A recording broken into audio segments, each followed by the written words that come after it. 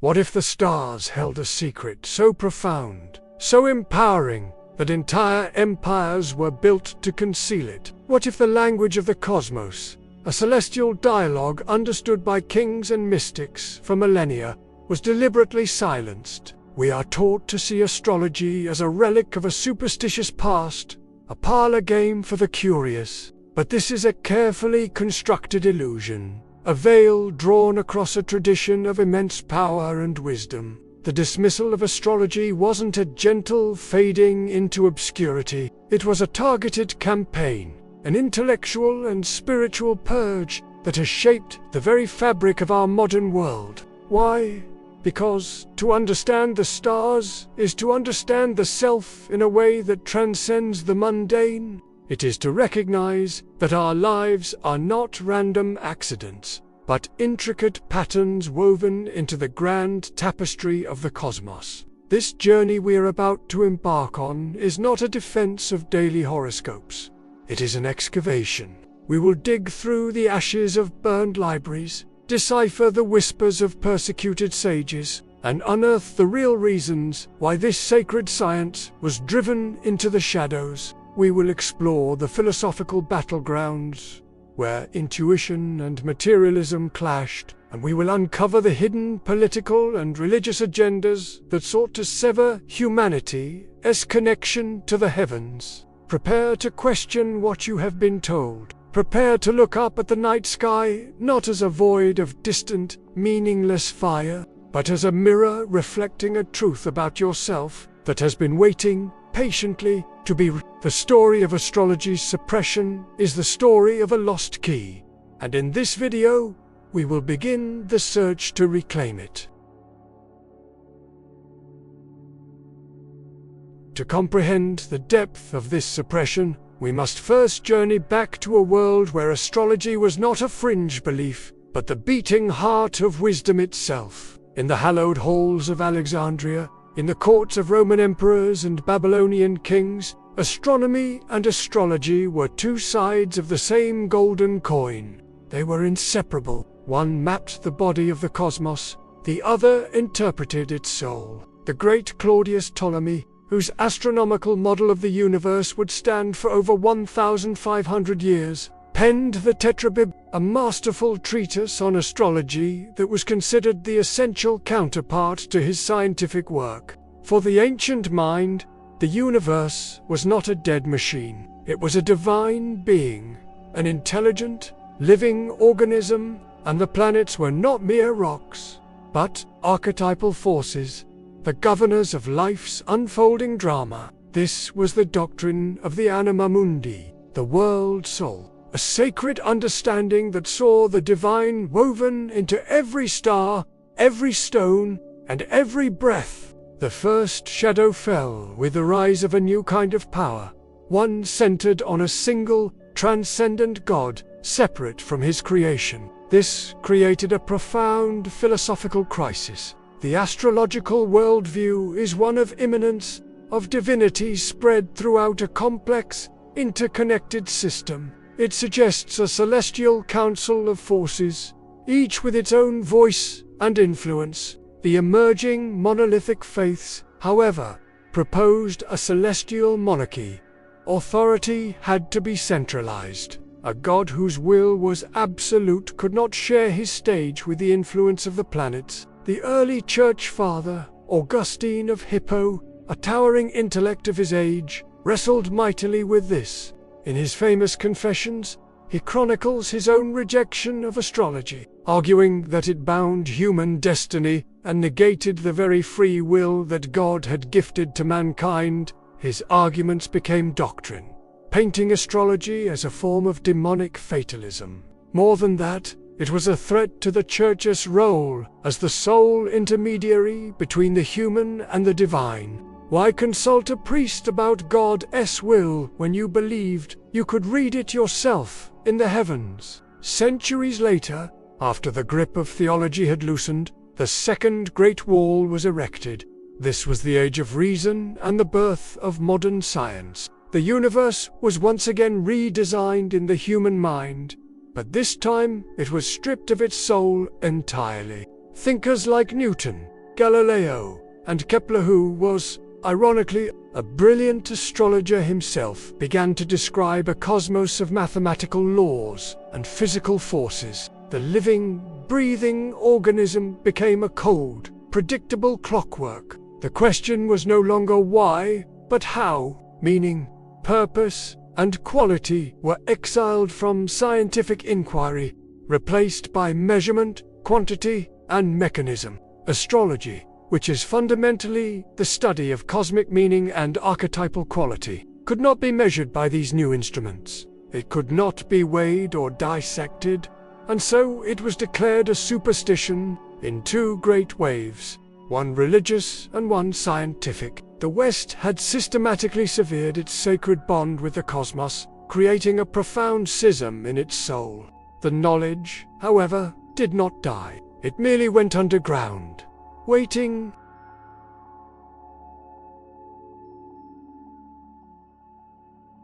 The reasons for this great concealment go far beyond a simple clash of historical powers. They strike at the very heart of how we perceive reality itself. The first and most profound secret is this: the modern world is built entirely on a philosophy of causality. While astrology operates on the principle of synchronicity, the skeptic demands to see the physical force, the gravitational pull, the invisible ray that travels from Jupiter to influence a human life. They are looking for a chain of dominoes, where one event mechanically causes the next. But this is a category error. It is like trying to understand the beauty of a poem by analyzing the chemical composition of the ink. The ancient wisdom never claimed that the planets were cosmic billiard balls, pushing and pulling our destinies. Instead, it saw the universe through the lens of meaning. The great psychologist Carl Jung called this synchronicity a meaningful coincidence of outer and inner events that are not causally connected. The position of the planets in the sky at your birth does not cause your personality. Rather, the pattern in the heavens and the pattern of your soul are two expressions of the same singular, unified moment in time. They are like two clocks, built by the same master craftsman and set to the same moment. When one strikes the hour, the other strikes the hour. One is not causing the other. They are both simply unfolding in harmony with a deeper, ordering principle. The maxim "as above, so below" is not a statement of causation. It is a statement of reflection.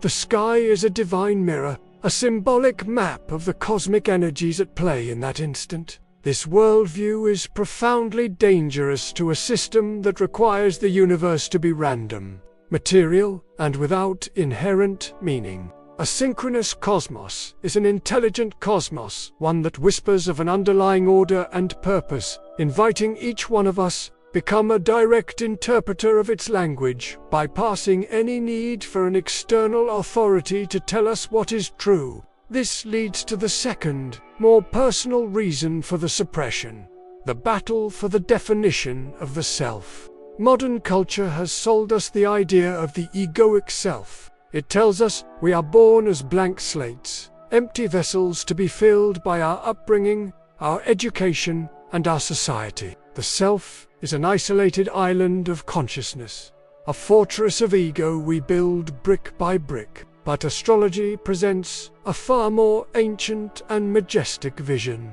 the archetypal self. It teaches that we are not born blank, but as seeds, each containing the sacred blueprint of our potential. The birth chart is not a cage of destiny. It is the seed's unique DNA. It reveals the archetypal forces you are woven from: the lover, the warrior, the trickster, the elder. Your life is the process of this seed growing into its full expression. This radically redefines your identity. You are not a random collection of experiences. You are a microcosm, a unique note in a grand celestial symphony. And this knowledge is the ultimate source of inner authority. When you understand your archetypal nature, the endless pressure from the outside world to conform, to consume, and to obey loses its power. You have a compass within, aligned to a truth far older than the transient trends and ideologies of any single era. To suppress astrology was to suppress this tool of profound, leaving the self vulnerable, malleable, and ready to be defined from the outside in.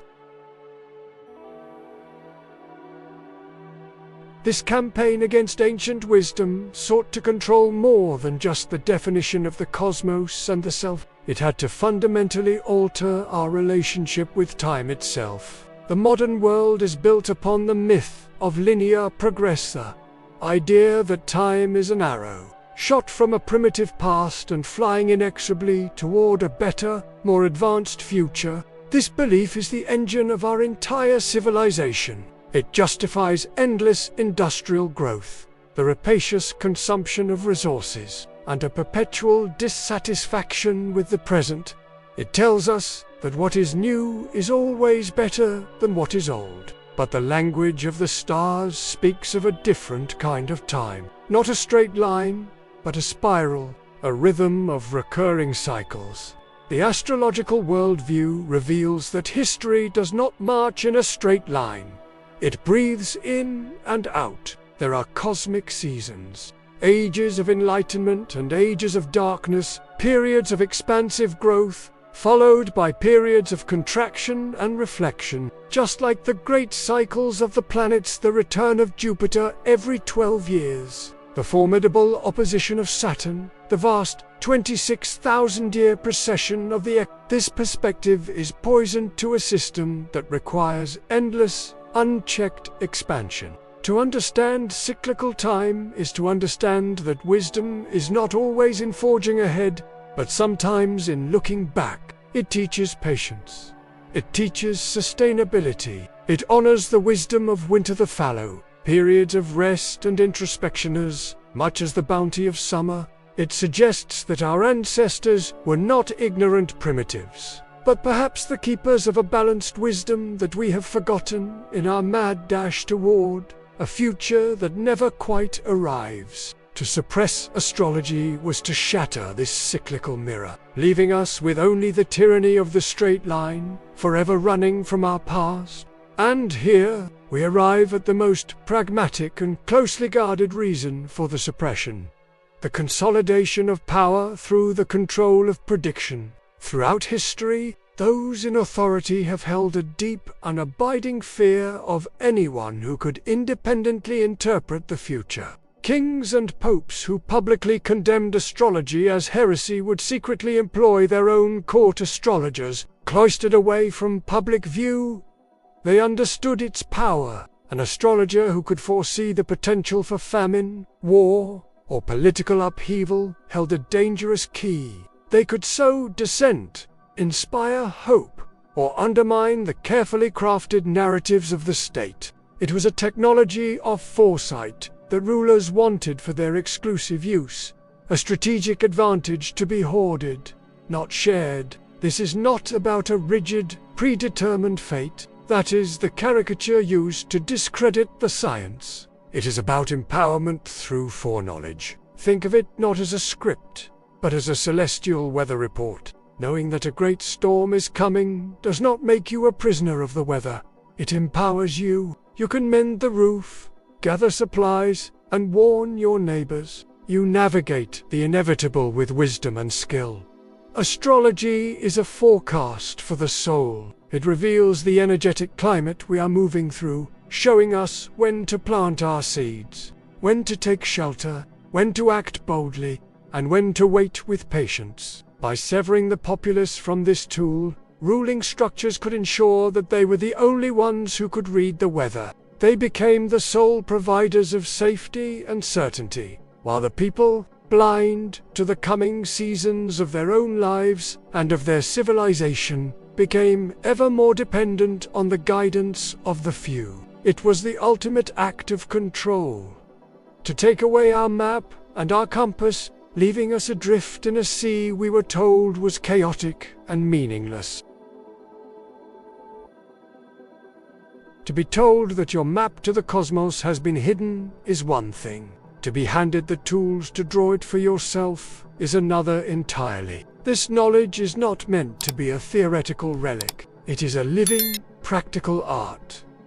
Reclaiming it begins not with protest, but with personal practice. The first step is to unfurl your own celestial blueprint, your natal chart. This is a snapshot of the heavens, at the precise moment and location of your first breath, the unique, energetic signature that your soul chose for this incarnation. Countless resources exist online to generate this map for free. You will need your date of birth, your city of birth, and most importantly, the exact time of your birth. This precision is crucial, for it determines the ascendant or rising sign, which sets the entire stage for how your personal story unfolds. Obtaining this chart is the foundational act of it is moving beyond the generic sun sign column and into the profound, intricate, and deeply personal truth of your own cosmic design. At first, the chart will appear as a cryptic wheel of symbols. Do not be discouraged. You are learning a language that has been deliberately forgotten. Begin with the three great pillars of identity: the sun, the moon, and the ascendant. The sun represents your core ego, your life force, and your fundamental purpose. The moon signifies your inner world, your emotions, your instincts, and what you need to feel secure. And the ascendant is the mask you wear, your personality, the lens through which you meet the world and through which the world first meets you. Simply identifying and reflecting on these three placements in your chart is enough to begin a revolution in yourself. You are no longer just a Leo. You are a Leo sun with a Cancer moon and a Scorpio ascendant, a complex and beautiful being with a specific set of energies to master. Once you have your map, you must learn to align with the rhythm of the territory. The most direct way to do this is to follow the moon. The cosmos breathes, and its most immediate breath is the 28-day lunar cycle. This is your entry point into living in cyclical, sacred time. At each new moon, when the sky is dark and fallow, take a moment to plant seeds of intention. Write down what you wish to begin, to cultivate, to call into your life over the next month. This is an act of conscious co-creation with the universe. Then, at the full moon, when the sky is illuminated, take time for reflection and release. What has come to fruition? What has been revealed to you under this bright light? What old patterns or attachments are you now ready to let go of? This simple practice does something profound. It pulls the wisdom of the sky down into the earth of your daily life. It transforms astrology from an intellectual curiosity into an embodied, intuitive wisdom, training you to feel the subtle energetic tides that govern the flow of your existence. This is the first step in taking back the key, not just to understand the map of your soul, but to navigate your life with grace, power, and intention. We have journeyed through the hidden corridors of history, uncovering not a gentle evolution of thought, but a deliberate campaign to disenchant our world. We saw how the sacred science of the stars, once the highest of all disciplines, was targeted by both religious and scientific powers. The reasons were profound: to sever our connection to a living, meaningful cosmos, to replace the eternal, archetypal self with a transient ego, to shatter our understanding of cyclical time in favor of a relentless, linear march, and to strip us of the personal power that comes from celestial foresight. It was a strategy to disconnect us from the heavens, and in doing so, to disconnect us from the deepest parts of ourselves, leaving us easier to manage, to mold, and to control. But this story does not end in the darkness of a forgotten library. It ends here, with you, looking up. The ultimate secret that was so desperately guarded is not merely that the stars have an influence upon us, but that we are, in fact, made of them. The carbon in our bodies, the iron in our blood, All of it was forged in the heart of an exploding star billions of years ago. To study astrology is not to look at some alien, external force. It is the act of the universe becoming conscious of itself through you.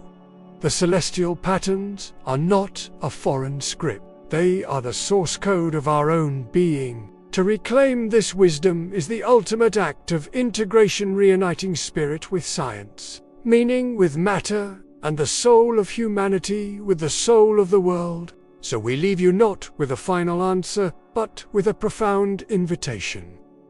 Take the steps we have outlined. Cast your natal chart.